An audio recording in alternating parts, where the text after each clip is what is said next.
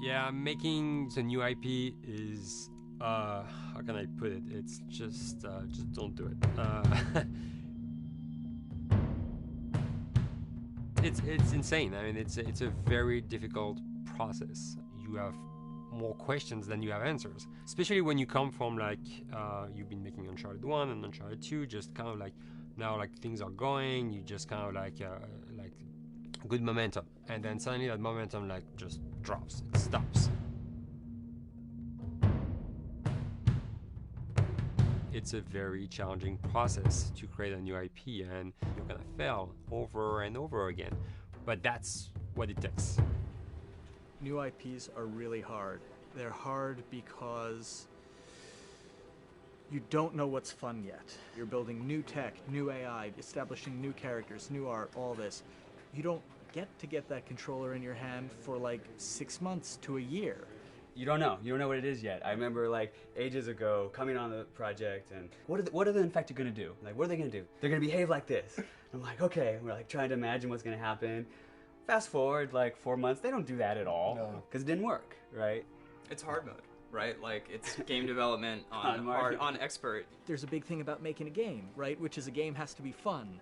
You get your first build where everything's working. You got player mechanics. You can walk around the world. You can shoot. You can melee attack people. You've got the AI in there. They're very intelligent, very difficult, and it's totally not fun because they snuck up behind you and murdered you in a second, and there was no way to figure out what was going on.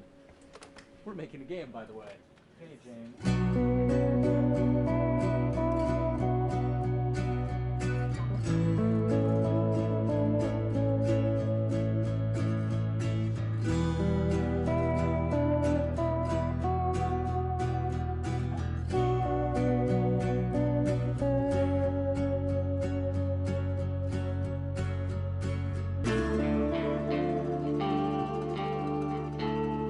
The company has grown quite a bit since I started. I think I was the 12th employee or something back when we got started, but we've tried to stay true to those smaller studio roots. I've been here for 16 years. There's just no reason to leave. I just like the environment here. It's very non-corporate. I think the way we work on Dialogue is kind of special because we don't really like hierarchy or bureaucracy, and no one is really just a manager here.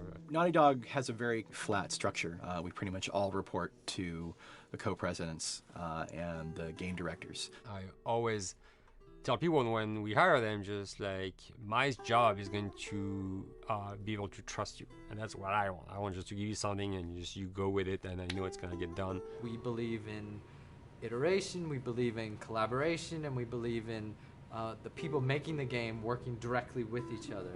When we have designers and artists, animators all mixed up, anybody that's working on the same tasks, the same characters, the same areas, put them next to each other so they can communicate a lot better. We don't have a lot of meetings because if you need something to get done, you just walk over and you talk, and then you go back to your desk and you finish it up.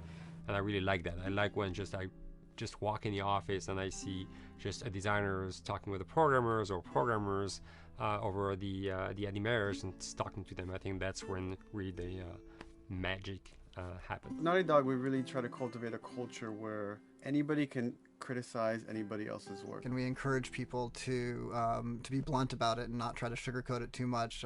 It takes too long to be nice sometimes.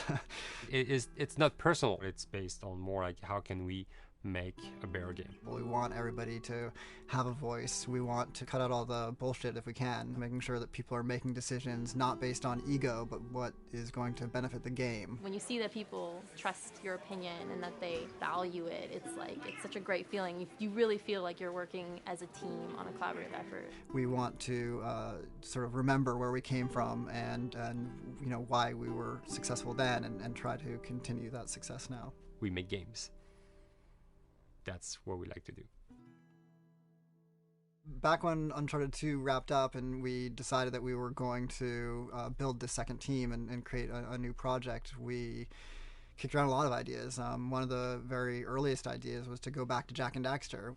It's really near and dear to us. We really love those characters in that universe, and we think that there are some interesting stories still to be told there. We started to realize that it was not going to do justice to the franchise that the fans had fallen in love with. It would be shifting it so far in a new direction that we felt that effort would be more justified in developing a new IP.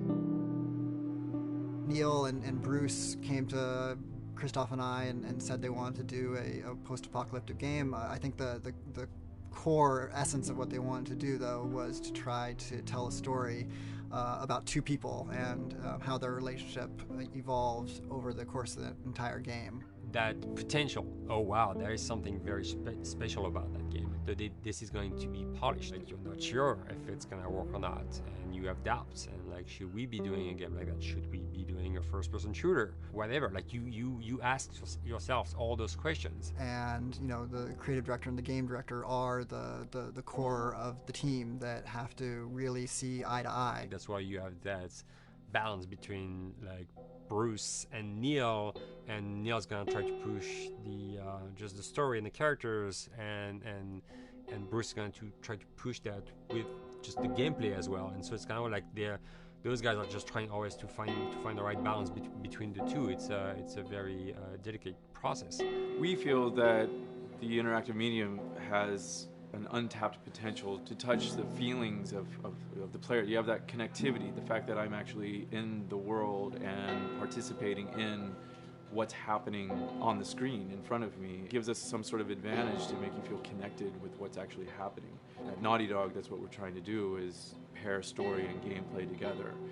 If we can make you feel like you're actually with these characters on that journey, and you're invested in those stories and those characters, then you're feeling, in theory, the same thing that they're feeling.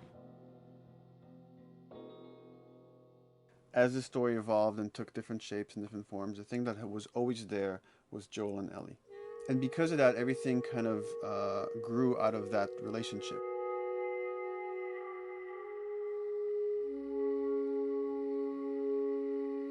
We've seen kind of that role of the anti-hero change, especially over the last 3 to 5 years, to where before it was like, the thick-neck mercenary kind of guy. For this game specifically, for this story, we needed something new.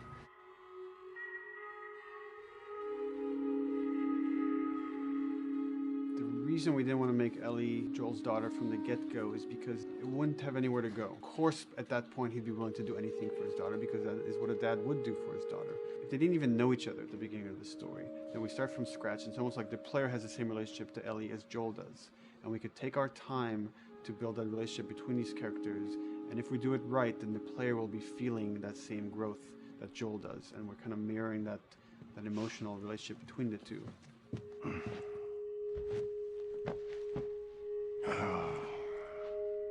What are you doing? Killing time. Well, what am I supposed to do? I am sure you will figure that out.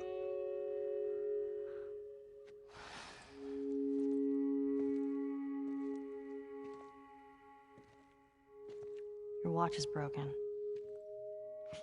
It's exciting that Neil wrote something like this, where he's like, I don't want to make the stereotypical characters. I want to make real people in this crazy situation, and these forced to make decisions that are really tough. Like, what would we be like in those situations? I mean, we weren't consciously trying to pick male or female for characters. You just try to pick characters and just be honest with who they are. It almost doesn't matter, right? Joel's daughter could have been Joel's son. Ellie could have been a boy, and Joel might have been Tess. You could have swapped those roles, and I think the story would have still worked. The focus on female strength, it's so unique. You get to see what's so powerful about a woman through all of these female characters, which makes this game wonderful and unique. There's a crew of Fireflies that'll meet you at the Capitol building. That's not exactly close. You're capable. You hand her off, come back, the weapons are yours. Double what Robert sold me. Speaking of which, where are they? Back in our camp. We're not smuggling shit until I see them. I want Joel to watch over her. Whoa, I don't think that's I'm the not best Ellie. idea. him. How do you know them? I do think having a strong female character, especially like Ellie, is so rare in video games. And as a gamer, and more specifically a female gamer, it's frustrating to me because I'll see sort of the stereotypical female character where she's amazingly beautiful and huge boobs, and she's there to be either the love interest or just because they're like, well, we need to throw a chick in here. We've seen the strong woman or we've seen the weak woman. We haven't necessarily seen the empowered woman from this kind of standpoint. And there's that beautiful scene where Joel finds her inside the house and she's reading through this girl's journal going, is this really what they used to worry about? What shirt do I wear and what boy am I going to go out with? You know, and to be met with those first world problems that we deal with every day and go, how trivial is all of this? I think it's going to resonate a lot, not just with, you know, a female audience, but with a male audience as well. The thing that was intriguing to me after the fact is knowing that we're kind of creating a female action hero in a way, and this is her origin story with Ellie. To sort of be such a strong female character that is completely normal looking, regular t-shirt and jeans, and she's 14 and she is still a total badass, is really exciting to be a part of that.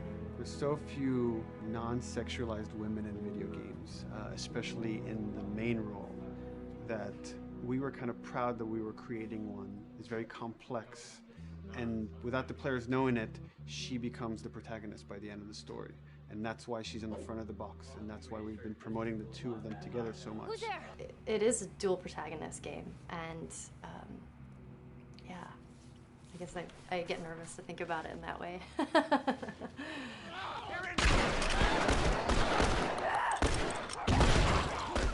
We couldn't talk about it. In fact, in interviews we've been lying about it, saying you never play as Ellie because it was so important for that to be a surprise. Sorry, journalists. Here we go.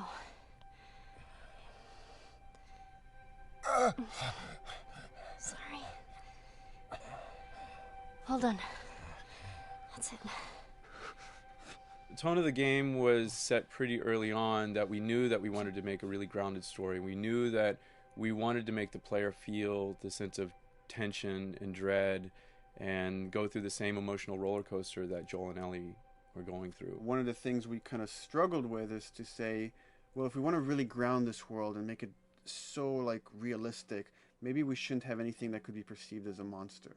Maybe like by just having an infection that just killed people, and it's all about humans and how they deal with this post-apocalyptic society and how different people decide to survive. Maybe that would be enough.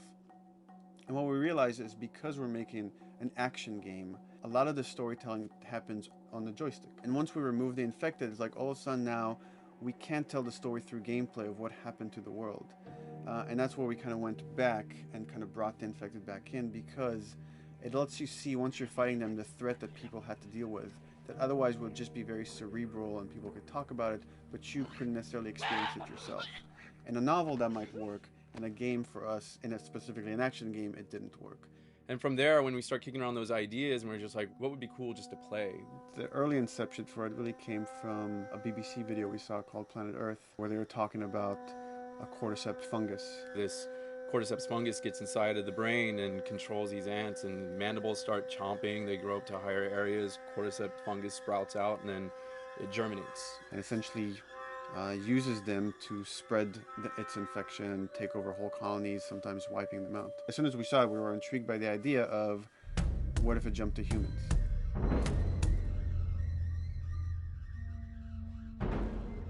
So what would happen? How would people react? What would happen to society? As we're trying to develop the look of the infected, we went through so many different iterations, some that looked really alien and subhuman, some that looked just essentially like zombies, and we couldn't find like an original place for them. But one of our artists just did this kind of photo mashup where he took a bunch of images of diseases or images of fungal overgrowth, and he kind of mashed it all together and he threw it on this person. It was a very iterative process, making sure that the fungus felt properly integrated, like it was part of the body, growing out of the body. And not just fungus growing on the head, but it's tearing the face apart, cleft down the middle, this gaping maw of a mouth with the crooked teeth. And it's in great agony as its humanity and its brain is still somewhat functioning. Maybe you still have some human cognitive abilities or the thought process back here. This isn't some decaying corpse on the ground. This is a living thing that's going to be coming after you in the world. The fungus is always the focal point. So you can see from a distance, oh, this guy's infected. I can tell straight away. In fungus, they have these beautiful saturated colors, and we really like that conscious of this something so horrific that it's going to like stop at nothing. It's relentless force of death, and yet elements of it are beautiful. It's not just about gore. It's not just about everything about it being scary, because to us it's actually scarier when things on it are somewhat benign or somewhat beautiful. It was evident that we were onto something that was quite a bit different and something that we hadn't really seen before, which was eerily human but very disturbing. And it seemed so creepy and so unique that right away we gravitated towards it, and it's like, this is our base infected. Everything should kind of come out of this look.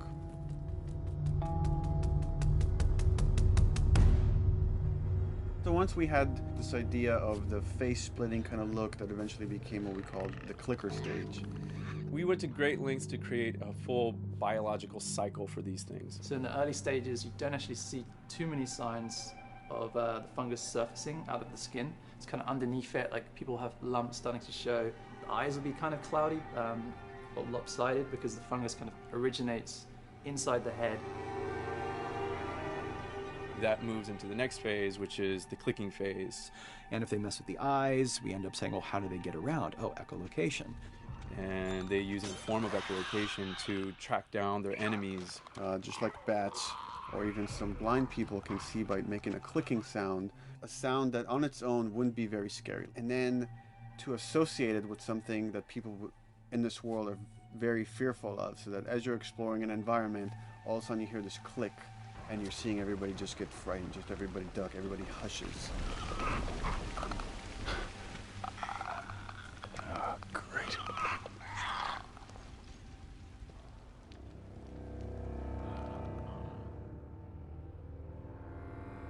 The bloater is the most severe of the stages. So large pieces of the body has been replaced by these kind of fungal plates. The fungus completely takes over the body and blooms. They're kind of covered in things that have been growing on them. Things like moss and like little life on life kind of. What the fuck is that? When the infected feels like it's going to die, it finds like a dark corner and it becomes part of the environment. The human elements aren't there anymore. And then the body is gone. They lay down and sprout and then spew spores. And if people can breathe those spores, they become infected as well. It all had to kind of make sense of how each stage flowed from one to the other.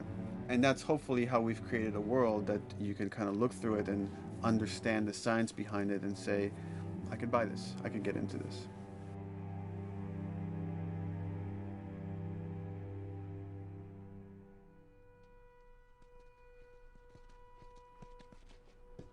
Mandatory evacuation. Evacuate to where? What do you think? Quarantine zone. See, some places got a heads up before the infection showed up. Most didn't. Over the course of Joel and Ellie's journey through this game across America, you find all these different societies, all these different enclaves, and you get to see how do they deal with the infected. Without the manifestation of this infection, you can't have these people making those interesting choices.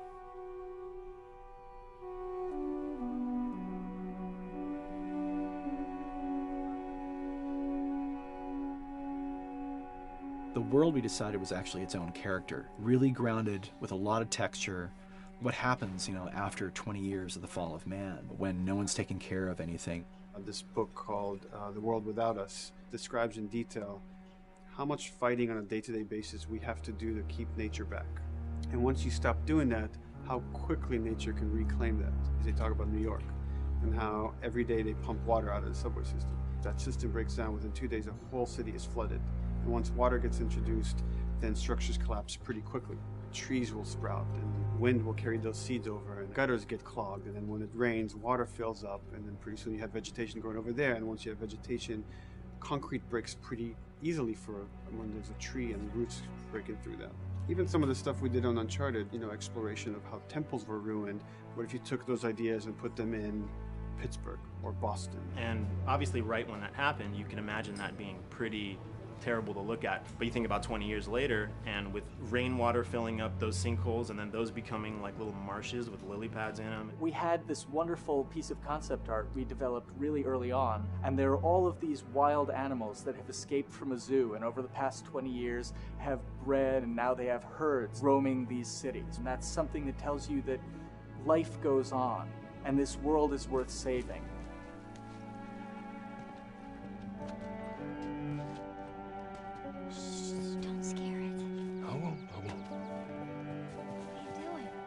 There's something really pretty about nature reclaiming its domain once we are gone.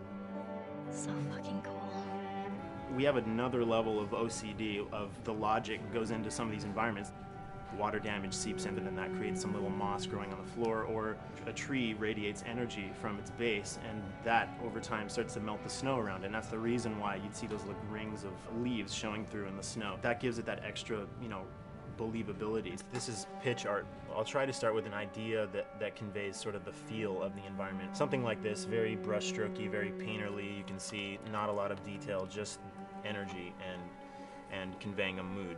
This is sort of just a conversation starter, and then this would be more of an actual space. So you start talking about, is this too tight of a space right here? Would the player even fit through there? Do we even want to include water? Those are conversations you start having a little bit later. And then it usually needs several more passes back and forth in order to be tightened up to be the experience that you would see in the final product. So, dude, I was actually trying to figure out right here, there should probably be some dead foliage.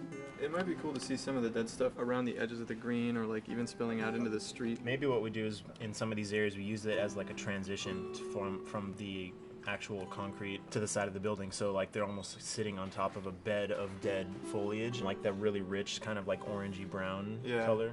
Sienna or something would be nice. Something real cheddary. That's how you know you're done. The end product often ends up being stronger because that bouncing back off somebody else gives you a result that maybe you wouldn't have even thought of in the first place. All right, here's the bridge. That's our way out of here. As far as concept art goes, definitely the ultimate goal is just helping everybody as much as possible. Me and the background artist will work together. I'll often just go to them because they've got like a really, really good like visual imagination. At some point, you came in almost like flat on. So that's kind of good because the bus station is right in your peripheral view, and you're probably going to enter the bus station. You're probably not going to get lost. But it doesn't at all utilize this cool architecture here, like the bus station sign. Like that's a really distinctive silhouette, and it's a really interesting sort of architectural detail. So we changed the entrance. Look at that. Another city, another abandoned quarantine zone. I think it's a better composition anyway. It's not so like symmetrical. And I think that was done so that this sign read better. If you didn't see the word bus on it, you might not know it's a bus station. So I think that helps. Everything we're doing in the environments is relating back to what you should be feeling in the story or what's happening to these characters. So is that everything you hoped for? Jury's still out. But man, can't deny that view. Come on, this way. When we first came up with Ellie and Joel, we had this idea in our heads of who they would be, but we didn't necessarily know the voice. It took us a while to find our Joel, but for Ellie, I think Ashley was the second or third candidate to walk in, and right away we knew. Yeah, you know Why what? are you so scared all of a sudden? Because I'm a coward, okay? So just get your shit and let's get out of here. Damn it. I'm not like her, you know. What? You think I'm gonna end up like your daughter? The way she delivered the lines, the way she just embodied that character is like, that's Ellie, there's no question about it. I saw the character artwork and I related to her a lot. I mean, she's kind of a tomboy and she's kind of tough, and I mean, obviously I'm not 14, and I think that's the main difference between the two of us. I read the scenes and I was like, I need to play this part. You wanna be my hero? I've Forget the whole bit about saving my life. Buy me a stack of these bad boys instead. Where'd you get that? Back your bills. I mean, all this stuff was just lying around. And then once we had her, we said, okay, we're going to do another round. And we're going to have Ashley this time in the casting sessions. The chemistry of these two characters was imperative to get right. Troy was a really interesting casting for Joel because when you see Troy, he doesn't look like Joel at all. You know, he's so handsome and he had like, you know, the frosty hair and totally looked like Final Fantasy. And so I'm like, yeah, I don't know. He's like this tall, pretty. It didn't seem right. I walked into the room fully aware that I was the youngest person that they were seeing for this role. There was a line that was in the audition side that says that Joel has few moral lines left to cross. And so that became the anchor point to the character. But then as soon as he spoke, and he had the grit in his voice. Warm, yet kind of dangerous. And his movement is just like, you bought into it. Why are you so scared all of a sudden? Because I'm a big coward, okay? Now pack up your shit and let's go. God damn it. I'm not her, you know. What? You think I'm gonna end up like your daughter? Lily, you are treading on some very thin ice right now. It was Ellie and Joel. after he read, it was just like that was it. I've done some video games in the past, but to be handed the mantle of a franchise like this was a pretty big honor. Is she alive? She's alive. She's David's newest pet. Ah! Where? In the town. She's in the town. You mark it on the map. It better be the same exact spot your buddy points to. Neil pulled me aside one day, and he said, I have some ideas. And as you're well aware, Neil is a little twisted. He came up with this character, and, I just jumped at it. It was such a departure from everything I've done here for Naughty Dog, to say the least. Name's David. This here's my friend James. We're from a larger group. Women, children. They're all very, very hungry. To be able to put on a voice that, hopefully a lot of people won't know, won't notice that it's even me. Because we didn't want him to be Drake. Drake eating people, that's a whole nother game. How did you put it? Tiny pieces. See you tomorrow, Ellie. Certain voices that I can do wouldn't fit the David's artwork, but he showed me the art, and I said maybe it's something like this, where everything's, it's very quiet, and just, he's not really sure, and the voice can break a little. And he just looked, he goes, yeah, that's it. So I'd love to tell you, we hashed it over and we talked. No, it just, I looked at the picture and I tried something. He said, yeah. A few weeks back, I sent a group of men out a nearby town to look for food. Only a few came back. And turns out that the others had been slaughtered by a crazy man. And get this, he was with a little girl. You see, everything happens for a reason. Ashley, she brought humor to it. She just has some really great comedic timing. The way she reacts to the things around the world with a little bit of sarcasm, that teen kind of like trying to get a rise out of you. Now watch your step as you're going out, because it's going to be a little... It just brought a certain levity to the story that the story needed. You didn't even realize it needed it until she started doing some of that stuff. Oh, I'm sure your friend will be missing this tonight. Mm-hmm. It's light on the reading, but it's got some interesting photos. Now, Ellie, that ain't for kids. Whoa! How the hell would he even walk around with that thing? Get rid of that. Hold your horses. I want to see what all the fuss is about.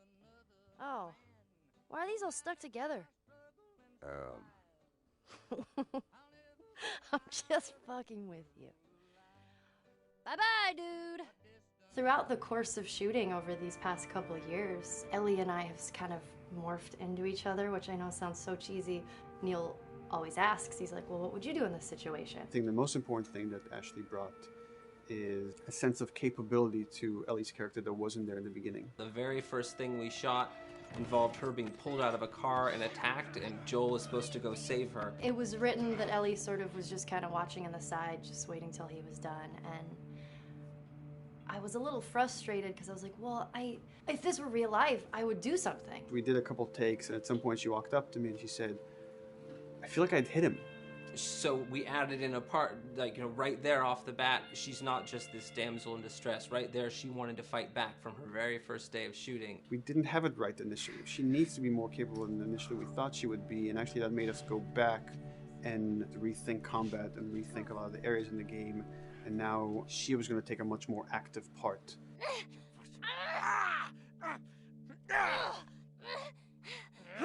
Anything that requires, you know, a lot of body movement, we do with the actors on the mocap stage, and we try as much as possible to use our actual principal actors, use their body motion as well as their voice. We capture it all at once there on the stage. Having the actors perform as well as being recorded at the same time was imperative to get an accurate performance, because every time you split up the performance in any way, you lose some of that magic where they did a gesture or they delivered the line a certain way, and those things have to be in sync, or there's just something subconscious that's like off-putting about the performance when you don't do it that way. You are treading on some mighty thin ice here. I'm sorry about your daughter, Joel, but I have lost people too. You have no idea what loss is. Everyone I have cared for has either died or left me. Everyone fucking except for you. So don't tell me that I would be safer with someone else, because the truth is I would just be more scared. It gives you the most authentic, most realistic performance, because you're actually there, not just making your own choices, but making your own choices based on the other people that are involved in that scene. So you get this truly natural approach to things, and it shows up. It's like theater in the round. You can do anything from any angle, and the smallest, most subtle thing we'll be able to pick up. There's no place to hide. So you have to be as prepared as possible, because you have no idea which moments they're going to use. There are these little improv moments and, you know, little nuances that you get that probably isn't scripted, that just comes out of play, you know, while they're performing. That mistake that is just blossomed into a really good idea. Did we improv on The Last of Us? Yes. Yes, we did. Doing this was a whole lot like being 5 playing in the backyard with a stick, you know, and this is my machine gun, and, you know, and a pine cone is my hand grenade. It's all your imagination. I'm doing the exact same shit that I did 45 years ago. I just get paid for it now. We square. We're square. And get the fuck out of my town. I don't do a lot of voiceover work, so for me it was nice to be able to work off of your other actors. I can't imagine it working any other way. I'd never done mocap before. I didn't know what to expect. The suits were crazy. Yeah, the suit gave me wedgies. Like, deep wedgies that I had to pick out with my middle finger. Too much information. Just how damn sexy I look in a motion capture suit. I look like 10-pound of sausage in a 5-pound casing in that thing, man. Once you get past the fact that, like, everybody else and you look like weird clown people with these little dots and stuff, once you, like, give over to that, it really was pretty easy to make it just feel like you're in the moment and in the scene. So everyone that was on this is a slam dunk. This isn't just another gig to them. And that creates a really cool energy for people to really start experimenting and playing jazz. Floor is yours. And action.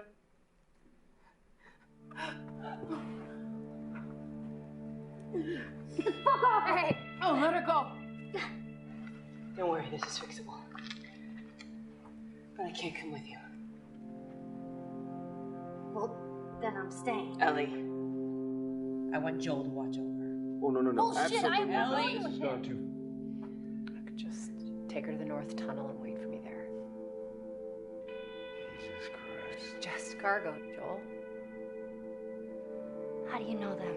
we craft the scene out until it has a good feel, and then we pass it off to animation to clean it up. Real life motions don't necessarily always translate into gameplay. There's something that's usually missing, so we have to, maybe enhance the gesture or enhance the shoulder movements or a breath that you want to be able to feel, but you don't really see it, so you can't really feel it unless you see it. Is everything all right? Yeah, everything's fine. I could have him lean in here a little bit more, like this, take his hand down. When they're on stage, they don't necessarily have windows, so that weight of like really pushing and leaning in, that's something that we would have to accentuate. Give him a little bit more weight on that turn, or put his head down a little bit more. There's a lot of dialogue that gets said between the two characters. We have to bring that alive through animation, and we have what we're using as gestures. Why would they mow down all these people? Can't let everyone in. If you turned off the sound, you'd know that they were talking to each other. And that really helps accentuate the relationship that the two have together. We have certain animations that play in the beginning of the game on Ellie. She's traveling with Joel, who she doesn't really know. There's a lot of gestures to make her look nervous, just her overall stance. Later on in the game, they develop a relationship through the animation, not just the dialogue. You can see that she's more comfortable around him. If that reads well with the player, then, we're doing our job.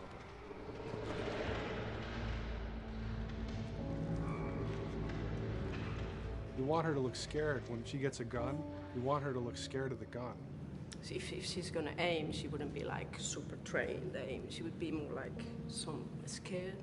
But at the same time, it needs to look cool and feel cool to the player that plays. It's really just these little tiny details that we're doing, and it's coming across. It's working out well. We don't do facial capture. We don't track eye movements on stage. It's just the motion capture data. Everything that you see on the faces is hand-keyed. As you can see, this is all of her mocap data. And so when I'm doing something like this, I go back and forth to the performance that she was giving, and I watch just this section over and over and over again. So this is our default face. I can make everything super extreme and make her all squinty and angry, turn her frown down. I can open her mouth, stick her tongue out. It's listen, watch. Okay, where's her mouth at this point? Like, is it open? Is she making like a grimace? About Tess, I don't even know. Here's how this thing's gonna play out. You don't bring up Tess. Ever. Matter of fact, we just keep our histories to ourselves. We shoot all of it to just get the body motion, and then we'll do a second pass with the cameras. The scene's playing back on an overhead projector, but it's also playing back on a monitor that's attached to my rig. Sean and I would go to the stage and motion capture the camera filming the scene, and so he would get a whole wide shot, a whole close-up for the whole scene. You can change your lenses, you can use your standard 35, 85, 50s, whatever, all that sort of live action camera cinematography, you can apply it on stage. We make sure to go back in and add flaws. We keep the confinements of the room so the camera can't go past a certain wall, because then we have this cheated perspective. If the cameraman bumps into the wall, we keep it. Missing focus hits when you're pulling focus, going too close to a character and reframing, those little moments in there kind of keeps it very cinema verite. If everything was too perfect, you wouldn't be able to put your finger on it, but you'd be able to feel it. It would just feel off. It's very much about grounding it, despite having the option to do whatever we want. Being able to place the cameras anywhere we want after the motion capture gives us both advantages and disadvantages. The biggest advantage is it means that we just have to nail the best performances we can get, and the luxury is that we can always swap it. The 3D world gives you limitless opportunities with cameras and movements, exposures, all that stuff. Most of these cameras are sort of set up like real world cameras. So we have lens, we have f-stop that will create the depth of field. We have aperture to set our film back and all that stuff. A master, and then I have my close-ups, my over the shoulders, sort of just like a live action production. Let's go to camera 30 at the 23.458.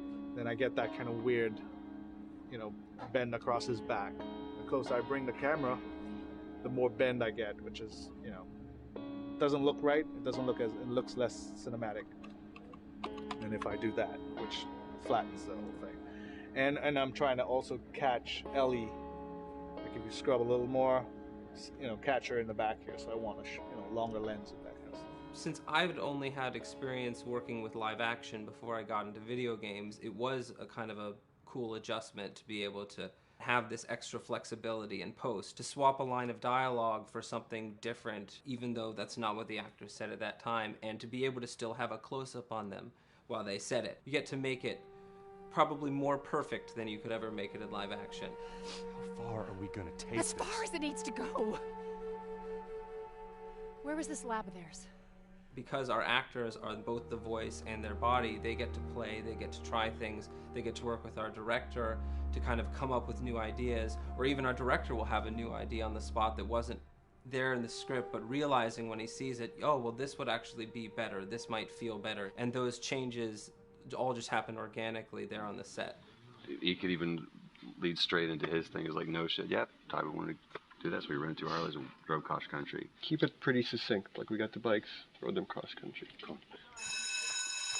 It's shocking to me that this is Neil's first time directing. There was a specific tone and a specific approach that Neil and Bruce wanted to take with this. It just came down to, there's nobody who knows this story better than you, and then there's nobody that knows these characters better than you. Why don't you just do this? He and I actually had a conversation about it. He says, I think I'm going to try this myself, and I'm not sure. Neil was fantastic. The floor is yours. Okay, so remember, you've been running away from this turret-mounted truck. If you come to this dead end, you're going to look up and see a potential way out. And action. Check it out.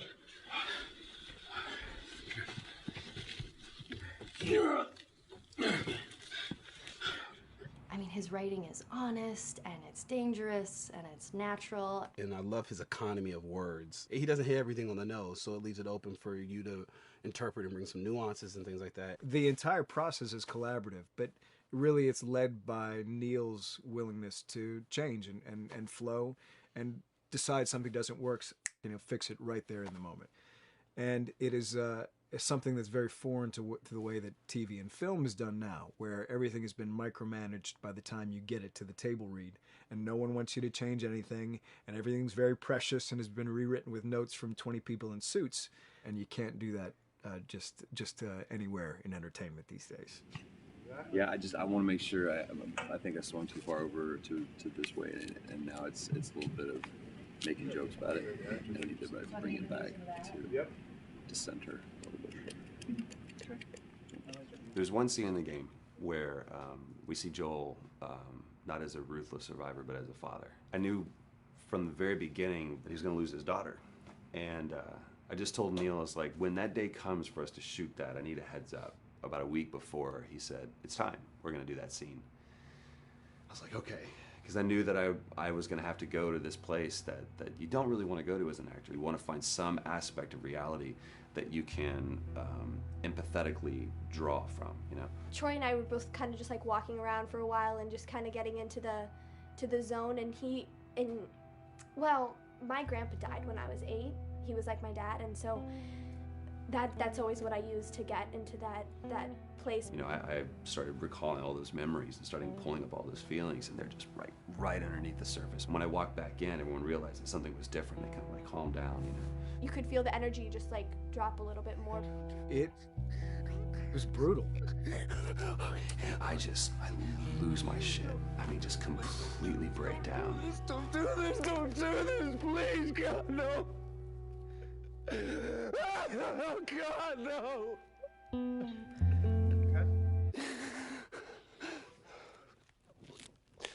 The soundstage was deathly still. It was the first take, and I felt really good about it. And it's like Neil said, okay, let's do it again. And so you do it again, and automatically you feel like you're manufacturing because you're trying to go back to that place, and you're in that actor nightmare of trying to get back to that reality. And we go through it again in 5th and 6th and 7th take, and I'm just exhausted. I'm crying between takes, and I'm looking at Neil going, this is really, really hard. And finally, after like the 8th or 9th take, he said, all right, I think we got it. I was like, oh, thank God. And I went outside, and I was just jacked up for the rest of the day. Just I mean, a wreck emotionally. But we got it. Then 2 weeks later, he calls me. And he says, so we need to reshoot a scene. I'm like, cool, what scene are we doing? And he just looks at me. I said, dude, don't do this to me. And you can either at that moment throw your hands up in the air and say, fuck this, and walk away, or you can say, okay, this is an opportunity to get it more right. I'm like, okay, all right, if you don't think you got it, I'm gonna show you that you got it. We've got it in the can. And so we go through it again, and it just feels fake, feels artificial. And Neil goes, go through it again. We start doing it again, and I'm getting madder and madder with each take. And finally, about the fourth take, Neil comes over to me, and I love him so much. He goes, so I'm picking up on some resistance. I was like, you're damn right you're picking up on some resistance. We've got this in the can already, and we're just wasting our time, and we're wasting all this effort and energy. And then he started talking me through the scene. And he was like, what I need you to do is I need you to just strip yourself of all these ideas, and I need you to hit this beat, and this beat, and this beat, and this beat, which just makes it sound so mechanical, and it's such an emotional scene. So we start going through it, and literally I am mindlessly doing these things at this point. Okay? I know it hurts, baby. I know. So I'm gonna lift you up. I'm gonna lift you up. I'm gonna get you over here. Come on, baby. Come on, work with me, please. God, baby. Sarah. Sarah! Don't do this to me, baby. Don't do this to me, baby. Come on. Come. And he stops, he goes, now we got it. And I realized that the reason why I wanted that first take to work was because I wanted everyone to look at me and go, wow, what an actor. And that's not what the scene needed. Those moments where you just have to sort of calm your ego down and just go back and do your work. That scene actually works, not because of me, but in spite of me. And that really is the marker and definition of working with a truly good director. There are many like it, but this one is yours. Why don't you have a seat? All right, everybody calm down. Thanks, guys. The director's chair. Working on the project, we knew we wanted to have a pretty minimalist soundtrack. And we had a folder where we just throw music in there. Looked at the folder one day and we saw, we have a lot of stuff here from Gustavo Santaolalla. We're looking for a composer. What if we reached out to him? Oh, no. Sarah. Move your hands, baby. I know, baby, I know. Listen to me, I know this is. You're gonna be okay, baby. Stay with me. I want to pick you up. I know, baby. I know it hurts. Come on, baby. Please. I know, baby. I know. Sarah. Baby.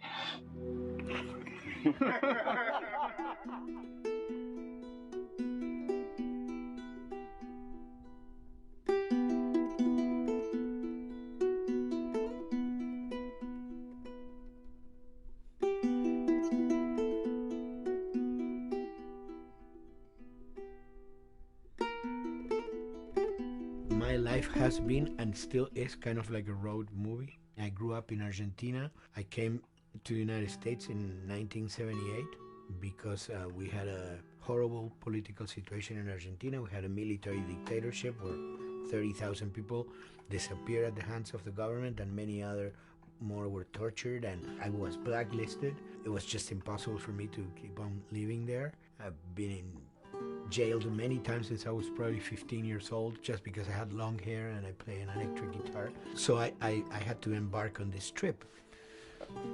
I can relate to that kind of need of movement and going to the next place and the next place and the next step. I'm always attracted to the possibility of getting involved with a project from the very beginning. I like to work from the script and talking to the director. It's never been, oh, give me a piece like this, or give me a music that's this. It's just been very high level. Here's what the story's about. Here are the themes. Go write some stuff. Since I don't know how to really read or write music, the way I produce music is actually recording it. So I like to come early in the projects, and I did in The Last of Us.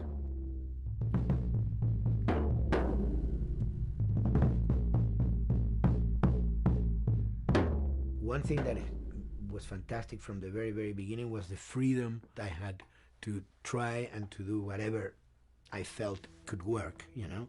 As the story was still being written, you could listen to this piece of music and just get a sense of where this needs to go tonally, because the music was still inspiring the story. So that was the great thing of having the music written so far in advance.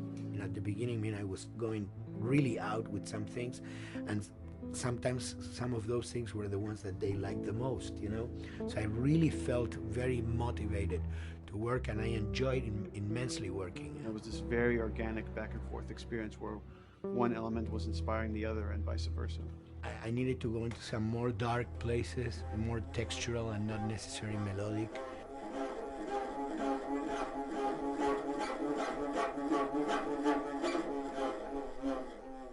I'm always trying to sort of push myself into playing instruments that I don't know how to play. There's an element of danger and innocence. Lennon once said, you know, give me a tuba and I will be able to do I'm an artist. I should be able to do something. I like to put myself in that situation.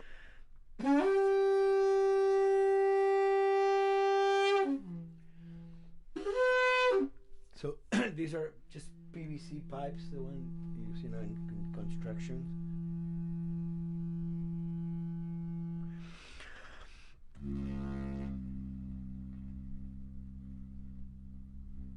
Or instruments that I know, kind of twist them. From the concept of the prepared piano, you know, I mean, I've worked with prepared guitar to stick things into the guitar and things like that.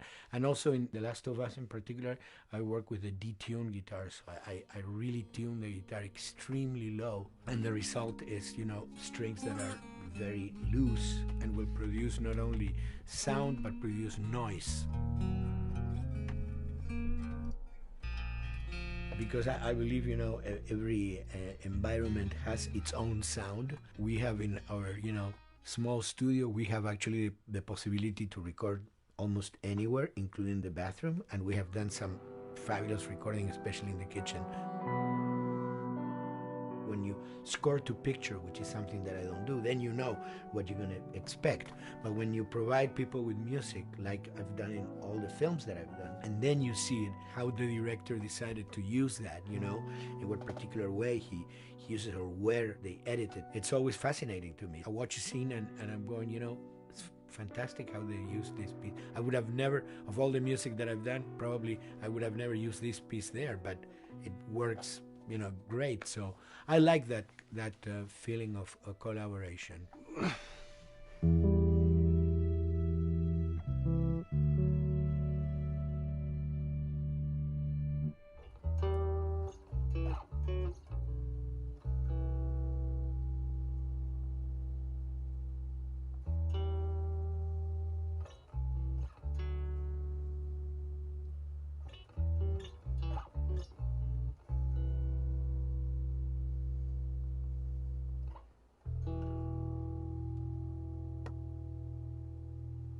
I think, you know, the guys also that work in programming and adapting that music to the game, they should share a lot of the credit for the end result. In the beginning, there was silence. Yes. Then they hired sound designers. Then they regretted that decision.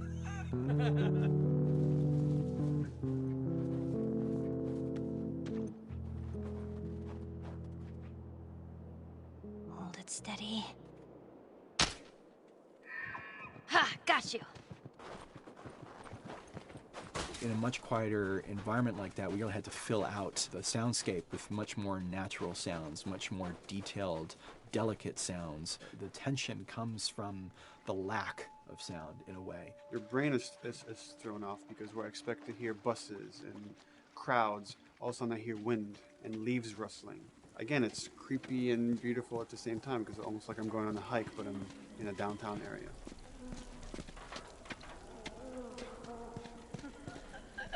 Get up over this truck. Let's see what we can find. To Neil, I mean, we were going through the iterations. I mean, he just did not want, like, yells and screeches and what he called kind of witchy qualities, the cackling witch. He didn't want anything like that. It was a little bit of a head scratcher to figure out, okay, how do we make it sound human but not human? Yeah. We really did not want to use any animals. We wanted these all to be human. Derek and I basically decided to hire a couple of voice actors who did some interesting work vocally to see if they could come up with something. And we worked with this girl, Misty Lee. She started giving us these really great screeches. And that's no process. Yeah, that's just her voice. And it started going into this little click. We also used a little bit of Phil's voice.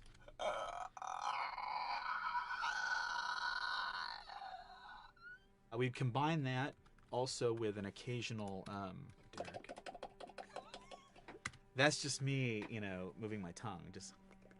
And what that kind of did was it sort of grounded it all, like maybe in the mouth area, the wetness, all that kind of stuff. And it adds a nice texture, actually. This is a composite of all the bits I just told you about.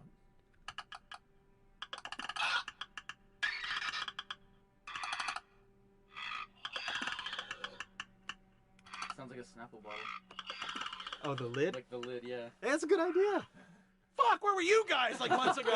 Why didn't we think of that? Why did we think of that? Stupid.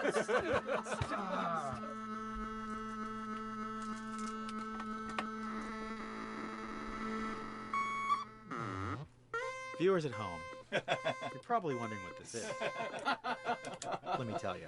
About 10 years ago, I saw this Synthy A suitcase synth. I wanted to get one.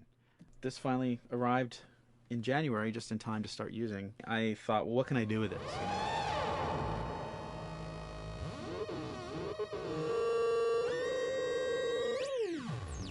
In Lakeside, there's a whiteout that happens, and this thing has a noise generator, which gives really convincing wind sound.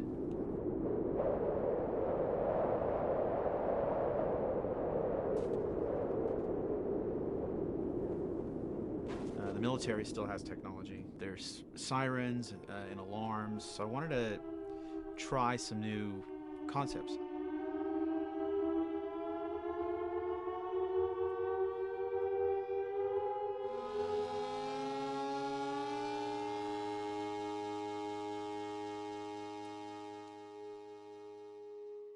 Man. What? Nothing. It's just... I've never seen anything like this, that's all. You mean the woods? Yeah. Never walked through the woods. It's kind of cool.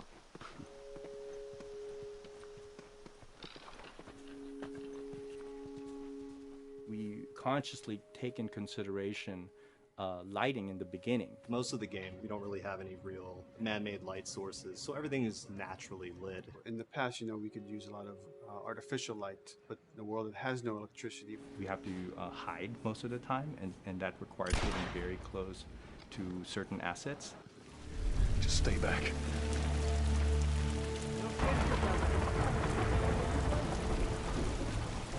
Otherwise, can't.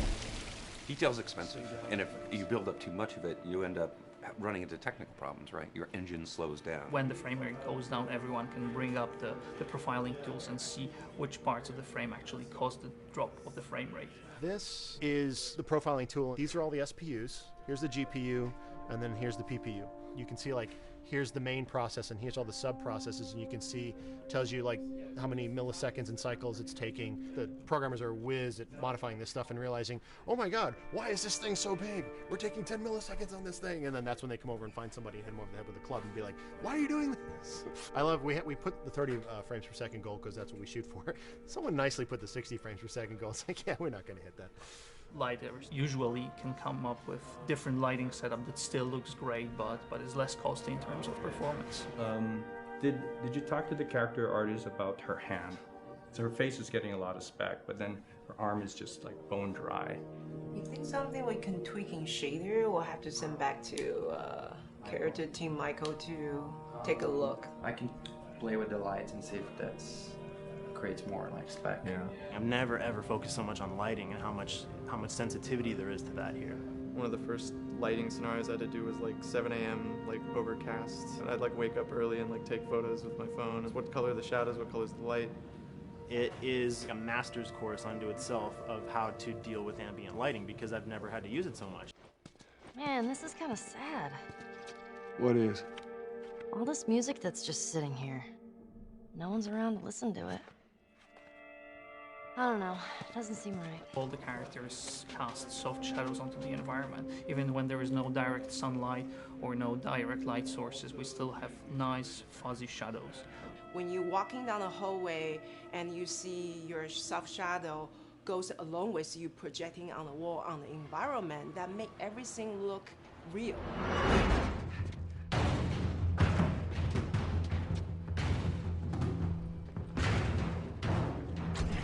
Follow me through here. Okay. The flashlight brought a whole new spin on it. So some of the environments end up being really, really dark, and you need the flashlight to get around. Give me your hand. We want to have the environment be really dark, but also at the same time have colorful surfaces that are sort of hidden, so when a flashlight hits one of those, it bounces off onto the ceiling. If you shine a light on a red wall, it will bounce the red lighting on the whole environment. And it's very difficult to do, very expensive, but we did it. Everything should have a bounce lighting. Otherwise, the world is gonna feel dry and unrealistic.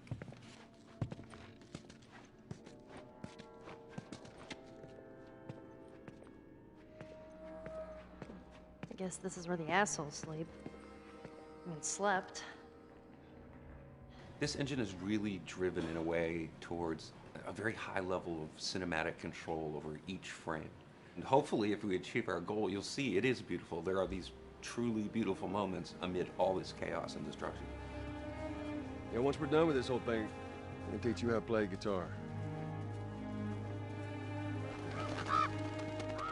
What do you say, huh? Ellie, come on.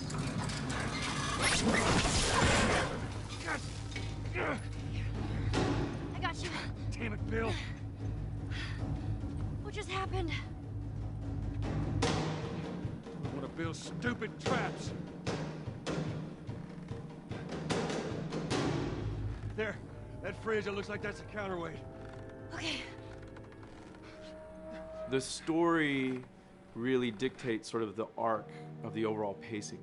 Storytelling would always want to be subtle. They would always want to keep the world grounded in reality. But gameplay has requirements where the player needs to see this thing. The player needs to immediately know that the enemy is attacking, that this room is dangerous, that this room is a puzzle that you have to solve. What are the things that we can do on the joystick to make you feel the same way that these characters are going to feel when we get to this next pinch point in the story? There's a turn in a scene that we need these characters to take, and we need you to feel it or understand that, and that means you have to play it.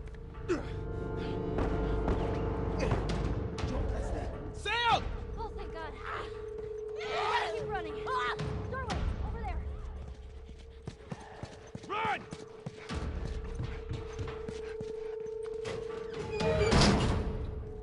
We really want to make sure that there's that contrast between the negative space and then the high tension spikes.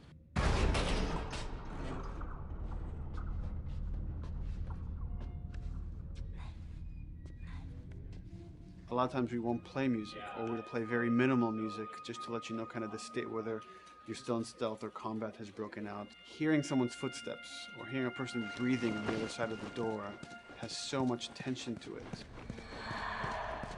You hear that? Shh, quiet. You feel the tension of the world, make you question whether you want to engage with these guys or kind of try to stealth around them. That's another reason why we don't have traditional cover in the game. You smoothly move around everything, contextualizing with the environment, but you're never locked down. We want the player to, with that crafting system, with the scavenging system, with all of the abilities available to them, to constantly be moving around and changing as the moment arises. Gameplay is all about, I have a limited set of tools, and how am I going to use those tools and those limitations to overcome this obstacle in front of me.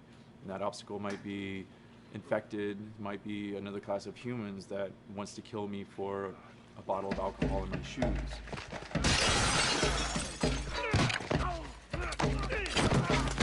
It was important for us that we don't underplay the violence, because then the threat doesn't seem as real.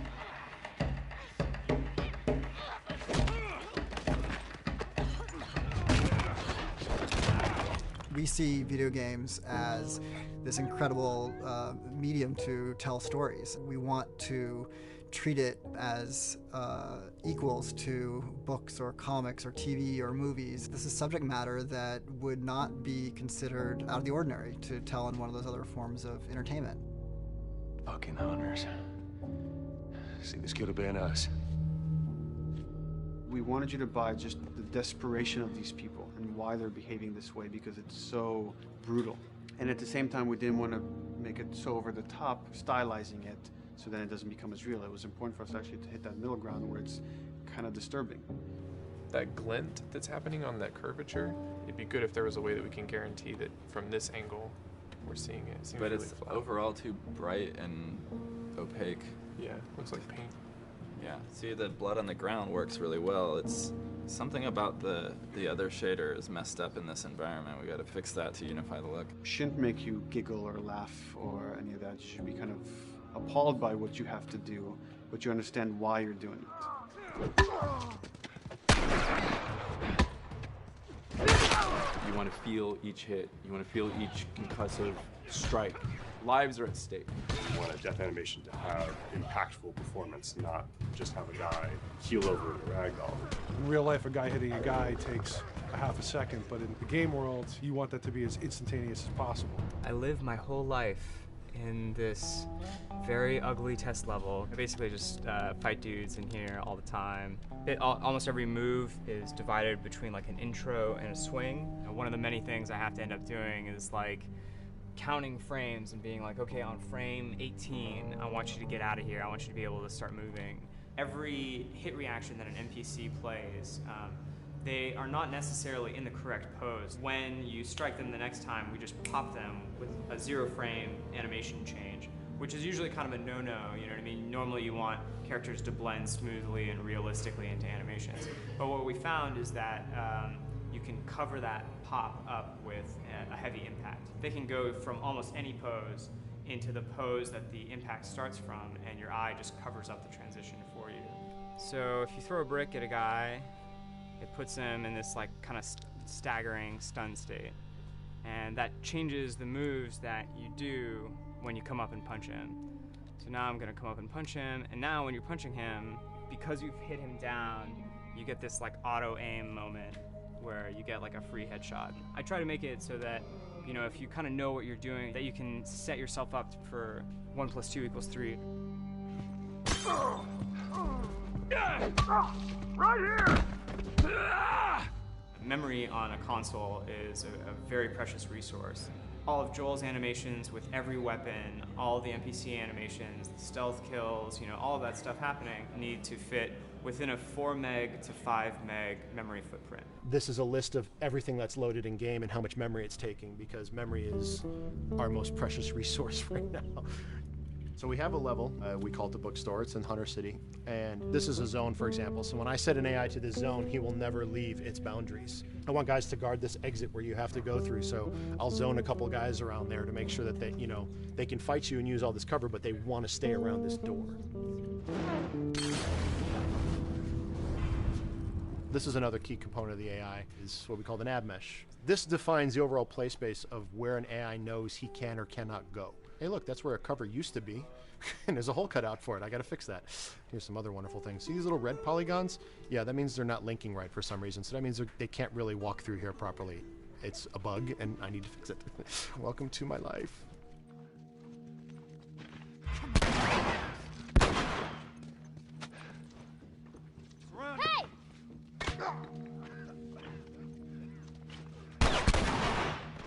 If you look at a lot of games, NPCs are usually only alive for, you know, a few seconds before the player ends up shooting them and then they're dead. We want our guys to be much more dangerous and much more threatening, which means they have to be alive for longer. They need to exist in the world for longer, which means you as the player can witness them acting out their behaviors for longer.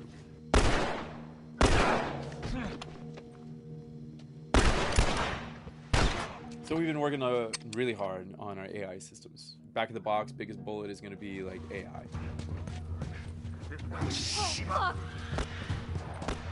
So we tried a number of different prototypes with the buddies, including having Ellie be super independent of you. She would try to flank the enemies, get behind them, or get between you and them. And a lot of times those decisions should surprise you, just like a real person, a real character would surprise you. And we discovered after many different prototypes, the best thing for her to do generally is to stay very near you. You need the exploration, you need the scavenging, you need something to say like, okay, if we just crank it to 11 the whole time, then it's pinned up there and there's no time to breathe, no time to assess or analyze, and no time to really contrast. There's no way of shifting the pacing.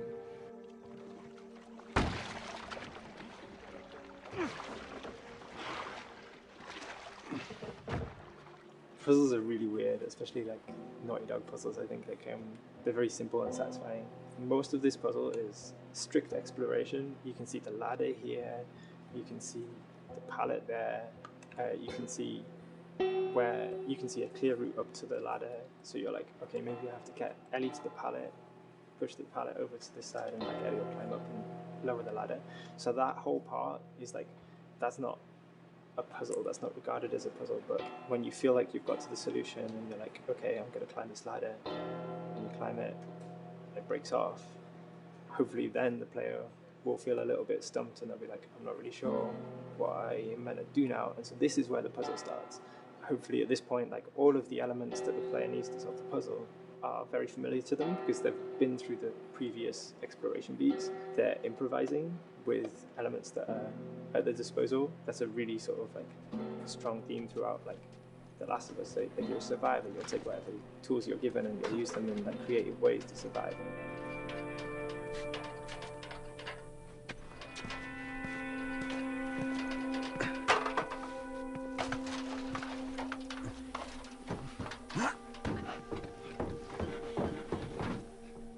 We set out to create something kind of new to Naughty Dog, this crafting system. Our lead designer, Jacob Minkoff, he got this book of like the survivalist handbook and homemade munitions and all sorts of funny stuff. Just start reading about, okay, if I was just wandering around in a collapsed society, this world, what stuff that seems like I could find? Alcohol and sugar, you know, if you want to make a smoke bomb. It's difficult to balance the right amount of resources against what you think the player's going to need and making sure that the player feels like they're getting just enough to survive, but not too much that they feel like they're a powerhouse.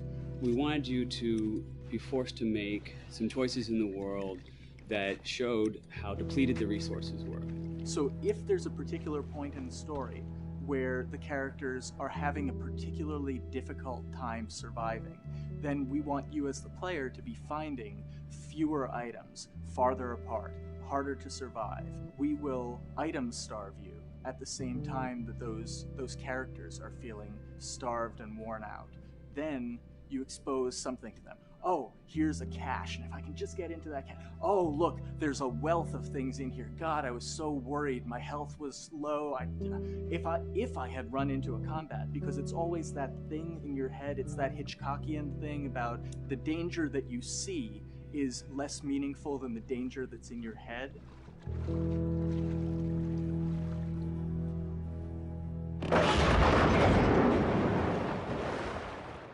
When we're designing the levels, you know, it's nice to have the stuff that we know people are going to encounter. You know, we kind of call this some of the critical path stuff. These are the things that 9 out of 10 players are going to find. They're right in the way. It's where you have to go. And then whenever designing a level, you want to have that little nook and cranny, right? You want to reward the player being like, oh, you went over here.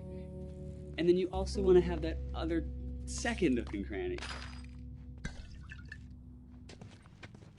The player is supposed to go place a ladder here and climb up through the rest of the hotel. But what they can also do is shimmy across this area, and I place a really cool like upgrade kind of off the beaten path to reward players for exploring.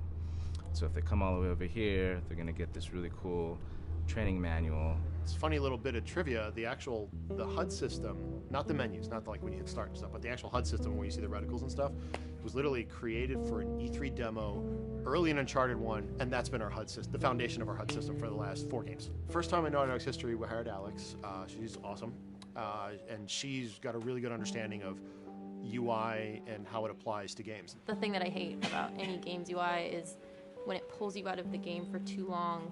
No one wants to spend time in menus. Nobody loves UI, if we're being honest. Weapon slotting has probably gone through more iterations than any other system. The stuff that we finally ended up implementing, you press select, you get into this menu, then you D-pad left and right through the slots, and then D-pad up and down will change the weapon, and then just, you don't have to press X or anything, you just select out of it. When you're still, like Joel is here, that's fine, but then as soon as you get into an actual situation, so I'm gonna go over here and cause some trouble. Okay, so here they come. Oh god. Alright, so now I'm out of ammo. Now I need to like get back in that menu. I have to like run away from them, get into the menu, get out of it. And it ends up feeling like super clunky. Like again, okay, I'm out of ammo again. Get out of here. I need to take out one of my other long guns. And now Bill's in trouble. Bill's in trouble over here. And I've got to like I'm in a menu now and it's like, oh shit, whoever designed this UI is so bad. Like, what were they thinking? Bill's gonna die. In theory, it worked, but then in practice, it felt a little clunky. We wanted it to be the absolute minimum amount of button presses. You don't say to yourself, oh, I'm never going to be able to do this in time, so I'm just going to give up. I'll die, I'll restart, let me try again. You want to always make the player feel that there is a way to survive. They can just do this fast enough. And like what's going to go in now, if you just left, right, D-pad through this stuff, you swap out your guns, like between long gun and short gun. If you're now on this gun and you were to hold X to pick your gun. So it all happens within the same system that you're using to slot the weapons. The first iteration that I did on that was awful. It just took way too long to get in. It was just a mess. QA was so upset at me like all the time. I'm sure they hate me now because of that system.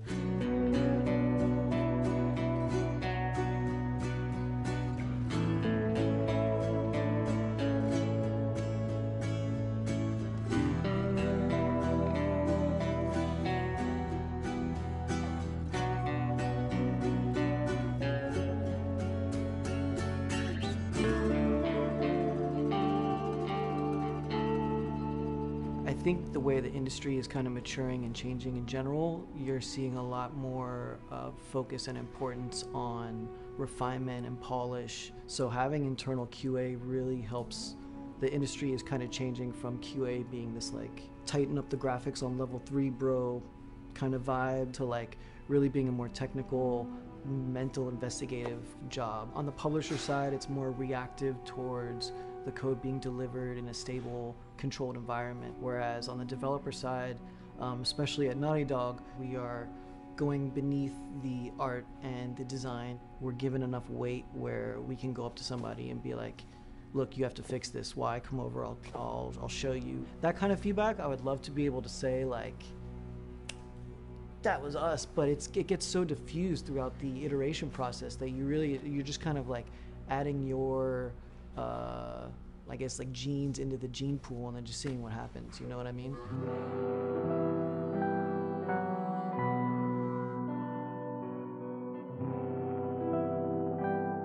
Everyone's working all the time now.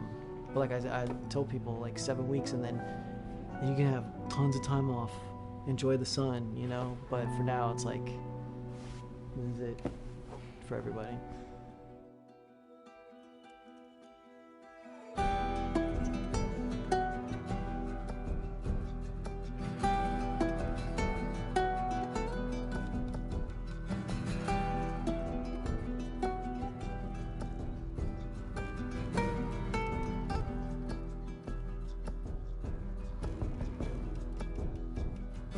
Crunching is part of making games. I feel it's human nature, right? If I'm gonna have a guest at home that's gonna come for a couple of weeks, I'm probably gonna clean their room just the day before they arrive, right? And I think it's the same thing. It's just like everything comes together at the end. I personally enjoy crunch. I think you get this like absolute laser focus because it has to come together. There's a camaraderie that also comes There's a together. camaraderie, totally, yeah. The vibe is everywhere, you know what I mean? Everyone's kind of like giving it 150% at this point. We're getting there, right? You start to get these glimmers, and I don't think anyone who doesn't make games realizes how late in the process you get those glimmers. 1 week before we shipped that press demo, we're all like, this kind of sucks. What's going on here? It's like, we need to dig down and find this. And in 1 week, the fun came together. Like you're shooting at a guy and then somebody flanks you and you hit him and you avoid the other guy who's shooting you, and then you flank and go behind cover and you're like, oh, that 5 seconds in that 15-hour game was really, really fun. How do we make that 5 seconds happen thousands more times? My favorite video game is making video games. It is as challenging and as complex and as interesting. If we had to like try all the things that didn't work, what's hard about Crunch? It's like marching through that swamp of it not working. I mean, nothing's ever really final because you can always make something better, always. So we're constantly changing and constantly reiterating and trying to make it better and better and better, pretty much until we ship. As an artist, you're never really happy with your work. You could be given like 100 years to work on something, you'll still find things to nitpick and things to fix. Yeah, you can work on the game for 10 years and you'll still be crunching at the end. So it's like, okay. All of a sudden, it's like getting ready one morning in the shower, and I was just like, oh yeah, I'm about to ship another title, and this is going to be a really good title, and it gets you excited, and you're like, all right. Do I think the game's gonna be good? Yeah, it's gonna be awesome. I think it was good a little while ago, and now we're gonna make it extra kind of good. amazing. Yeah. What it will take to get there in these next 5 weeks is gonna be a lot. I'm excited. I have faith. Every time we're shipping a game, it's terrifying. You just hope for the best. You don't know, right? I mean, people have different opinions. We have to go with our guts, and I trust the team just to pull it off. This, hands down, is the hardest, most challenging thing I've ever done. We sweat a lot, and we worked a lot, and we all went home tired, you know? But I think that's you're gonna see that on the screen. I think that's gonna pay off. Ellie? Ellie? What? The ladder. Come on. Right. After David, Ellie's visibly distant. You could have done a cutscene to show, hey, you're being very distant, and she's not responding, but to also do that in gameplay to where it's something that you've done just countless times throughout the game with, you know, let me boost you up here, get the ladder, bring it down so we can do this systemic thing, and the character responds with that, and you have to actually go over to her and go, hey, come on, the ladder, we've done this, let's do this. It's a subtle choice. Like Bruce and I talked from the beginning, is like we have these mechanics, how can we exploit them in a narrative sense? And that's one of those opportunities. I just think it's incredible that happens in-game. It's not a cinematic, you know, it's something that adds weight to that controller when they're playing. Wow, so good! Let's go eat. Let's go eat.